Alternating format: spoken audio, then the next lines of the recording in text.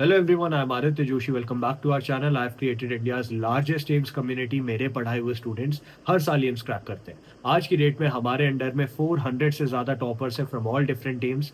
15 से ज़्यादा एम्स दिल्ली के टॉपर हैं, 2 ऑल इंडिया रैंक 1 भी है.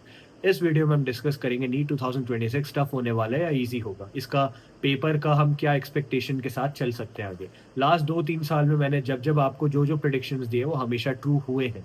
लास्ट ईयर इनफैक्ट हमारी पेपर प्रिडिक्शन टेस्ट सीरीज से 640 नंबर का पेपर एज इट इज आया था एंड 2024 में 712 नंबर का.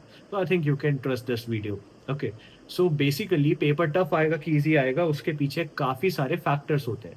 पहला बहुत प्रोमिनेंट फैक्टर ये होता है कि उस साल से पहले वाला पेपर का लेवल क्या था. फॉर एग्जाम्पल 2016 का पेपर टफ था तो 2019 का रिलेटिवली इजी पेपर आया था. 2019 का टफ था तो 2020 का रिलेटिवली इजी पेपर आएगा. इसी तरीके से 2025 का पेपर टफ था लास्ट ईयर तो 2026 में रिलेटिवली इजीनेस देखने को मिल सकती है. Now what do you mean by easiness? Easiness का मतलब ये होता है डायरेक्ट फॉर्मूला एप्लीकेशन वाले क्वेश्चंस एंड एनसीईआरटी के डायरेक्ट एरियाज देखने को मिल सकते हैं. सेकेंड चीज क्या है कि पेपर का अभी तक पैटर्न क्या रहा है, ट्रेजेक्ट्री क्या रही है.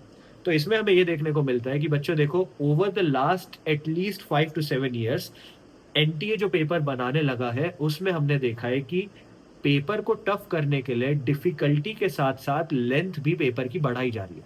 इसका मतलब फॉर्मूला एप्लीकेशन के अलावा statement based, assertion reason, true and false, match the following, ऐसे टाइप के क्वेश्चंस बढ़ गए हैं. इससे क्या होता है, बच्चे को अमाउंट ऑफ टाइम जो एक क्वेश्चन पे स्पेंड करना पड़ता है वो बढ़ जाता है, क्योंकि नीट एक स्पीड बेस्ड एग्जाम है. ये नीट को एक्सपोनेंशियली टफ कर देता है. इस साल अगेन आपको assertion reason, statement based, true and false question ज्यादा देखने को मिल सकते हैं.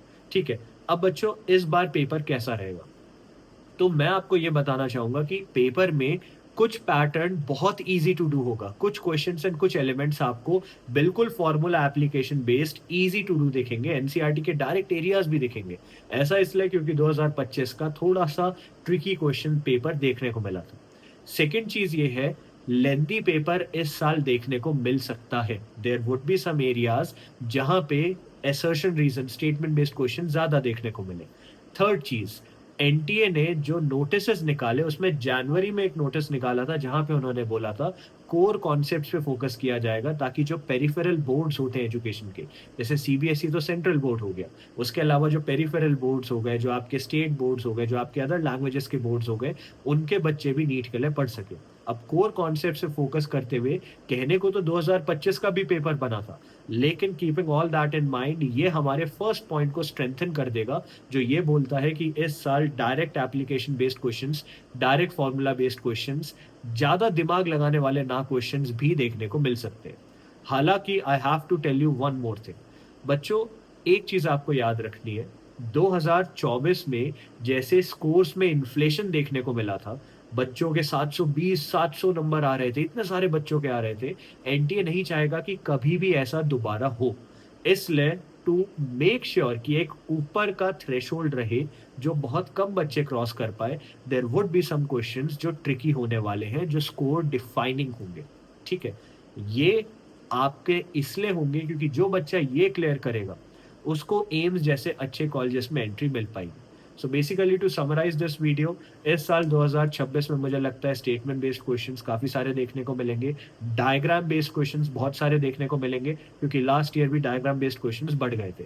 यहाँ पे बहुत सारे क्वेश्चंस ऐसे होंगे जो डायरेक्ट एप्लीकेशन बेस्ड होंगे, बहुत ज्यादा डिफिकल्ट नहीं होंगे. हालांकि there would be some segment of paper जो ट्रिकी क्वेश्चंस देखने को जहां पे आपको मिल सकते हैं. Keeping all these things in mind, दो चीजें मैं आपको बताऊंगा. पहली चीज ये है कि नीचे पिंड कमेंट में आपको हमारी पेपर प्रिडिक्शन टेस्ट सीरीज सूर्य प्लस को ज्वाइन करने का लिंक मिलेगा, जहां पे हमने 50% ऑफ सबको दे रखा है. ये वही टेस्ट सीरीज है जो हर साल एम्स क्रैक करने वाले बच्चे फॉलो करते आ रहे थे, और इस साल भी जो बच्चे एम्स के लिए टारगेट लेके चल रहे हैं फॉलो कर रहे हैं. ये वही टेस्ट सीरीज है जिससे 2024 में 712 नंबर का, 2025 यानी कि लास्ट ईयर जैसे टफ पेपर में 640 नंबर का पेपर एज इट इज आया था.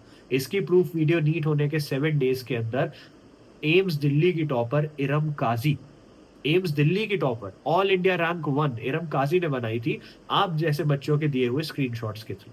इस साल अगेन यहाँ से वी आर ट्राइंग कि 650 मार्क्स का पेपर सेम या सिमिलर क्वेश्चंस के थ्रू देखने को मिले। तो अगर आप जेन्युइनली सीरियस हो नीट के लिए, यू कैन जॉइन दैट। ठीक है? प्रूफ वीडियो लाइक ऑलवेज़ आ जाएगी। सेकंड चीज़ ये है कि बच्चों देखो, पेपर बहुत ईज़ी आए, तो भी आपके लिए गलत है और पेपर बहुत टफ आए, तो भी आपके लिए गलत है। ऐसा क्यों है? क्योंकि अगर पेपर बहुत टफ या बहुत डिफ़िकल्ट आ गया, इतना कि जेईई एडवांस के क्वेश्चन्स वहाँ ट्रिकल डाउन करके आ रहे हैं, जैसे लास्ट ईयर 2019 का जेईई एडवांस का एक क्वेश्चन फिज़िक्स में देखने को मिला था। अगर ऐसा हो गया, तो फिर आपका स्कोर ज़्यादा नहीं आ पाएगा, लेकिन कट ऑफ सबके लिए नीचे चली जाएगी। सेकंड चीज़, पेपर बहुत ईज़ी आ गया, तो कट ऑफ सबके लिए स्काई रॉकेट कर जाएगी। बच्चों eight the end of the day, paper देने के बाद बच्चों का जो स्कोर होता है वो एक बेल शेप्ड कर्व की तरह होता है। बहुत कम नंबर लाने वाले बच्चे भी कम होते हैं, बहुत ज़्यादा नंबर लाने वाले बच्चे भी कम होते हैं। मेजॉरिटी बच्चे एक मीडियन स्कोर के साथ प्रेज़ेंट करते हैं। आपका टारगेट हमेशा ये होना चाहिए कि पेपर टफ आए, चाहे पेपर ईज़ी आए, मैं इस तरीके से प्रिपेयर करूँ कि मैं हमेशा वो छोटे सेगमेंट का पार्ट बनूँ जिसका स्कोर ज़्यादा आता है। ताकि अगर कट ऑफ डाउन जाए तो भी आपके लिए अच्छा है, पेपर टफ है तो भी आपके लिए अच्छा है, पेपर ईज़ी है तो भी अच्छा है। अब प्रिपरेशन कैसे करनी है?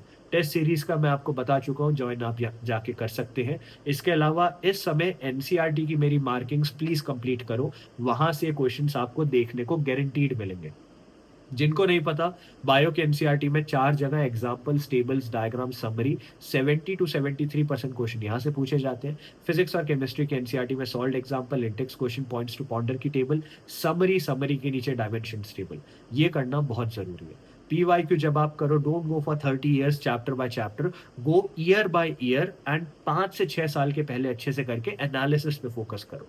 Directly JEE Mains, JEE advance के क्वेश्चंस पे जंप इन नहीं करना है। पहले एनसीईआरटी के अंदर के solved example, index question, back exercises, then हमारी Surya plus paper prediction test series, then NEET के PYQ and then finally exemplar और उसके बाद जेईई मेंस। ठीक है? ये तरीका आपको लेके चलना है। एक चीज़ और मैं आपको बोलूँगा बच्चों, आई नो डिफ़िकल्ट है, आई नो अभी घबराहट हो रही है, but it is not impossible.